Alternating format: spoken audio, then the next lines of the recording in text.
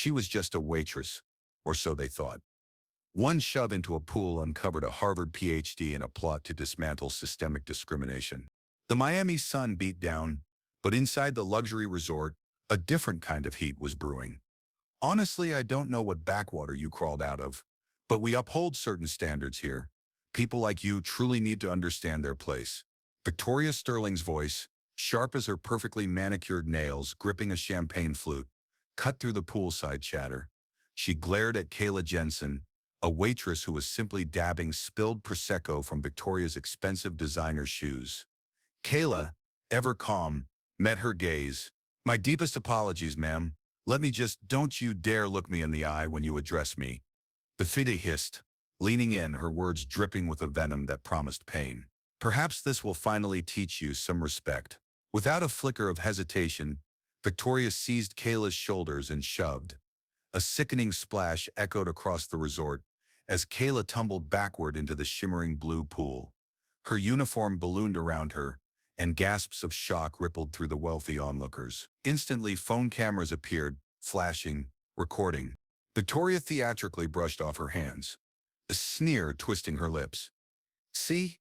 That's what happens when these people get too familiar." Can you imagine the burning humiliation, the sting of chlorine in your eyes, as you wonder if dignity itself is a privilege you can't afford? Kayla dragged herself from the water, her drenched uniform clinging to her. Her name tag, a small white rectangle, floated beside Victoria's designer sunglasses, a silent piece of evidence. Around the deck, guests held up their phones, screens glowing with the promise of viral fame. "Oh my God, did you get that?" a woman shrieked to her friend. The Instagram live counter soared past 2,000. "This is going absolutely viral." Kayla wrung out her apron, her hands trembling, yet her movements were strangely deliberate. A memory, sharp as a slap, pierced her 5 years ago in another opulent setting. Hearing those same dismissive words, "People like you just don't belong here." That day had fueled her resolve to return, to understand the system from within. David Miller, the hotel manager, approached, his face a mask of practiced concern. At 42, he had mastered the art of professional deference to power. "Kayla, are you all right? What on earth happened here?" Before she could speak, Victoria's imperious voice sliced through the murmuring crowd. "Your employee attacked me. She intentionally splashed champagne on my shoes, then became aggressive when I asked her to clean it properly." David's eyes quickly found Victoria's platinum VIP wristband, a symbol of endless spa credits and presidential suites. His spine stiffened, a soldier acknowledging rank. "I see," he said, his tone cooling. "Kayla, perhaps you should go home and change. We'll discuss this incident tomorrow." "She should be fired immediately," Victoria's voice demanded, accustomed to instant obedience. "I have never been treated with such disrespect. Do you even know who I am?" Marco, the pool attendant, 20 feet away, continued skimming leaves, but Kayla noticed his phone subtly angled toward their conversation. "A smart kid." "Mrs. Sterling is one of our most valued guests," David whispered to Kayla, his voice patronizing. "She spent over $50,000 here this quarter alone." Kayla's waterlogged notebook, a treasure trove of careful observations, slipped from her apron pocket, its pages bleeding ink. 11 months of meticulous documentation, guest behavior, staff reactions, management's complicity, all nearly lost to the chlorinated water. She retrieved it, pressing the soggy pages together. "I understand completely, Mr. Miller." Her quiet composure seemed to unsettle David more than any outburst of tears would have. Most employees would crumble under this pressure. Kayla's calm suggested something he couldn't grasp. Elena Garcia, a seasoned housekeeper, appeared with a clean hotel towel, her weathered hands gently wrapping it around Kayla's shoulders. "Mija, why are you so calm? This is truly terrible. I've seen worse, Elena. This is precisely what I anticipated." The older woman's eyes widened. After 30 years cleaning these very rooms, she recognized the stark difference between shock and preparation. "Security to pool deck." David barked into his radio, his authority bolstered by Victoria's approving nod. "We need an escort." Jessica's livestream comments exploded, too fast to read. "Karen strikes again." Mingled with fire, that ghetto waitress. The algorithm, hungry for controversy, propelled the video to thousands of screens across the country. "Just wait until my husband sees this," Victoria announced to her friends loud enough for everyone to hear. James has connections throughout the entire hospitality industry. This girl will never work in a decent establishment again. Kayla's phone, miraculously still functional, buzzed with a text. She glanced at the screen. "How's the research going, Dr. Jensen?" "Jay," she typed back. "Pattern confirmed. Systemic failure documented." "Who are you texting?" Victoria demanded, stepping closer. "Your boyfriend? Your probation officer?" The crowd had swelled, drawn by the spectacle like sharks to blood. Some openly filmed. Others whispered behind manicured hands. A few looked uncomfortable, but said nothing, their complicity wrapped in designer silence. "Actually," Kayla said, slipping her phone back into her pocket.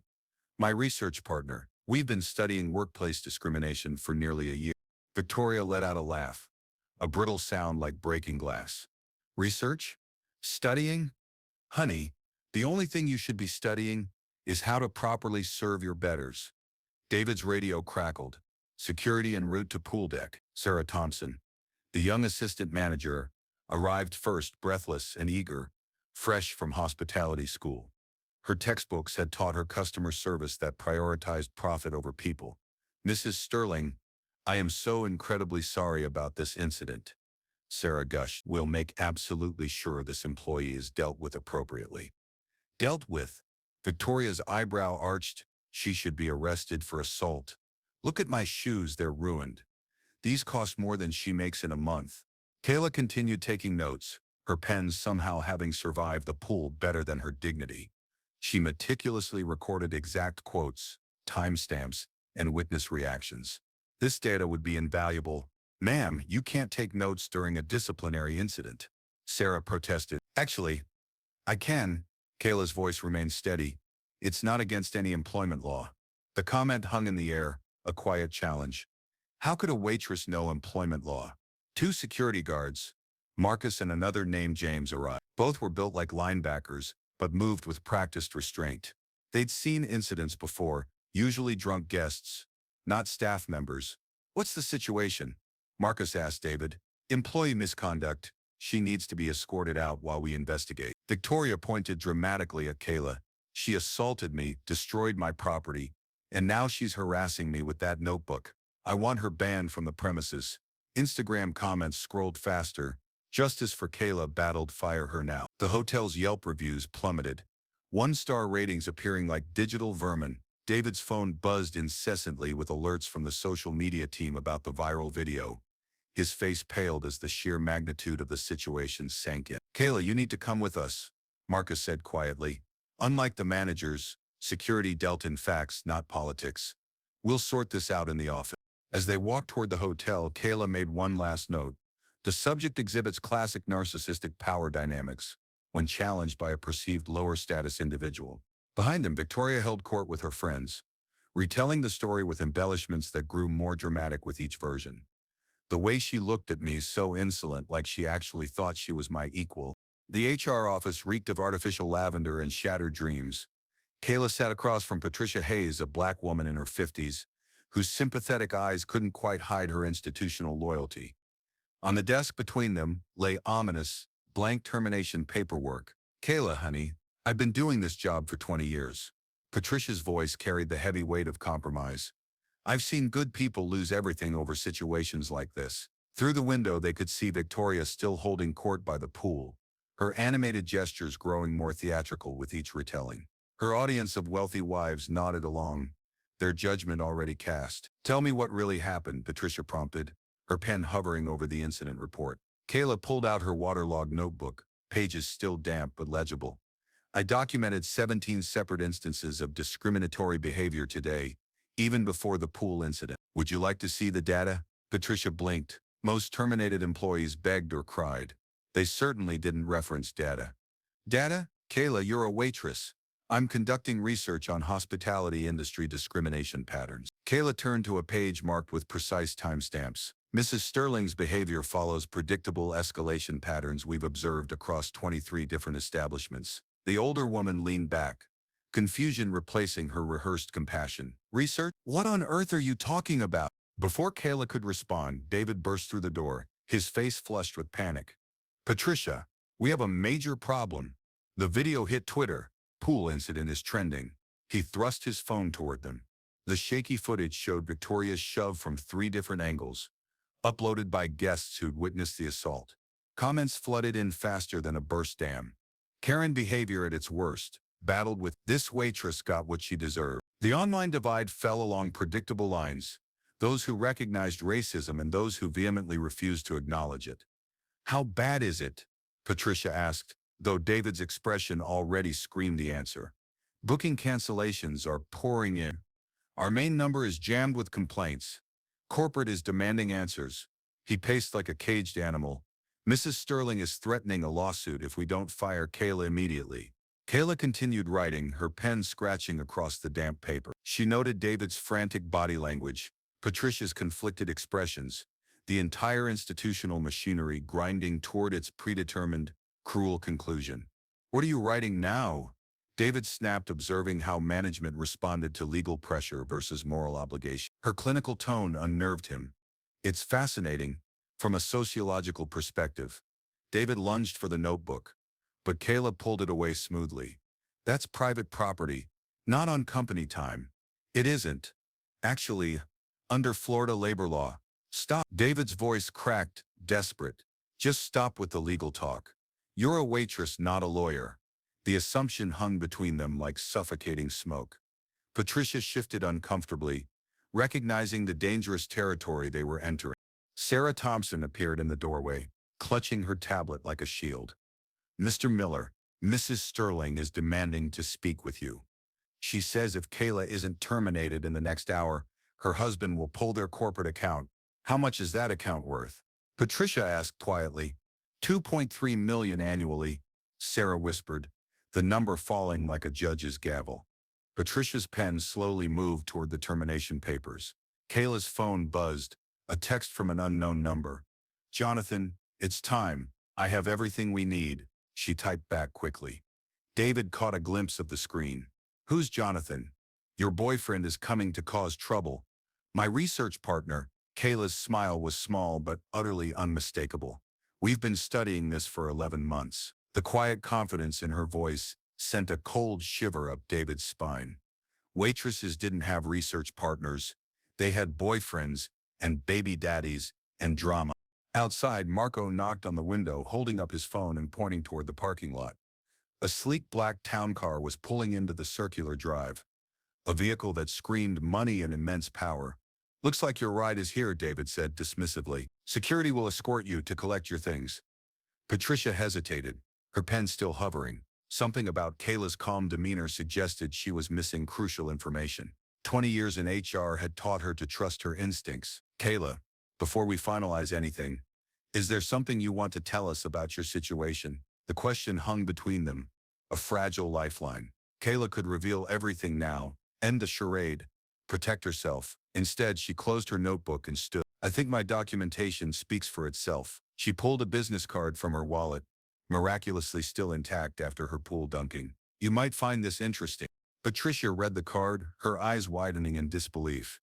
"Dr. Kayla Jensen, Ph.D., Organizational Psychology, Harvard Business School." David snatched the card, scrutinizing it like a clumsy forgery. "This is fake. You're trying to scam us." "The university registrar can verify my credentials," Kayla said calmly, "along with my 47 published papers on workplace discrimination." Sarah's tablet clattered to the floor. "Published papers, peer-reviewed research in the Journal of Applied Psychology, Harvard Business Review, and the Academy of Management Review." Kayla recited her publication history like a grocery list. "My specialty is documenting systemic discrimination in service industries." Patricia slowly rose, pieces clicking into place. "You've been conducting research here for 11 months? With full documentation, multiple witnesses, and legal representation." Kayla straightened her still damp uniform. "Today was simply the culmination of a comprehensive study." David's face cycled through shades of crimson, then stark white, like a broken traffic light. "You can't. This is entrapment. Actually, it's academic research, perfectly legal when conducted in public spaces with proper methodology." Through the window, they watched a tall, distinguished black man exit the town car. Even from a distance, his presence commanded attention, causing hotel staff to unconsciously straighten their uniforms. Guests turned to stare. That would be my research partner now, Kayla said, checking her watch. Dr. Jonathan Davies. Perhaps you've heard of him. Sarah's strangled gasp provided the answer. Davies Hospitality Group, the multi-billion-dollar company that owned 12% of Miami's luxury hotel market, the corporate giant currently negotiating acquisitions throughout Florida. The empire that could make or break careers with a single decision. David's face went white as fresh bed sheets. Impossible, he whispered, utterly defeated. You're just a waitress. Kayla picked up the termination papers and handed them back to Patricia.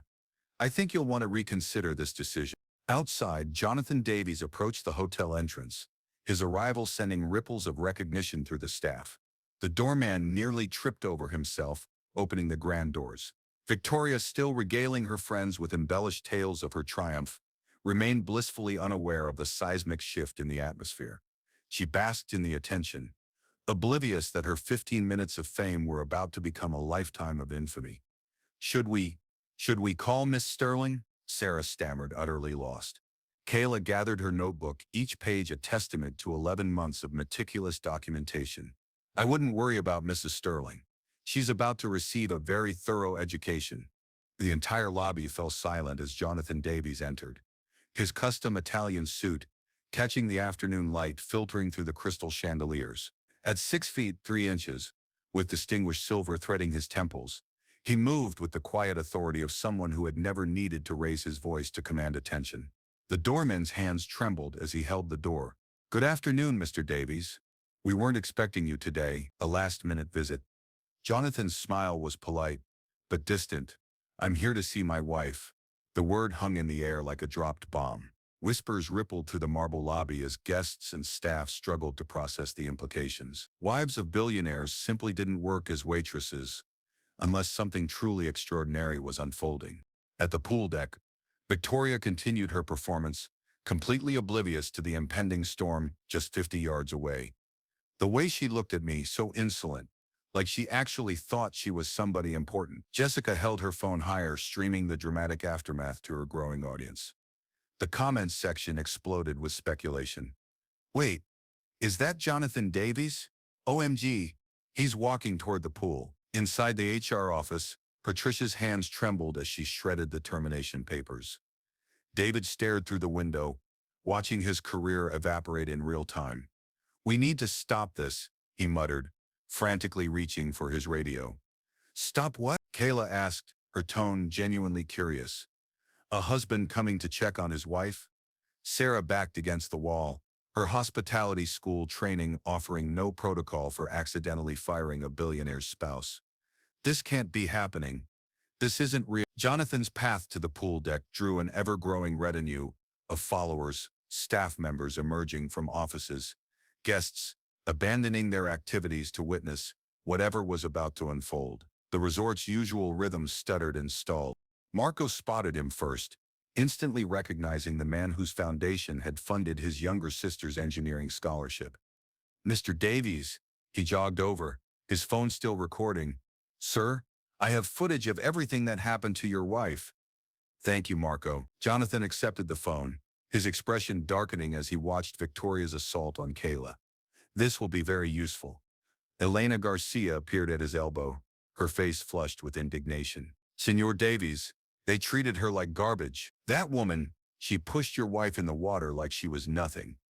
Where is my wife now?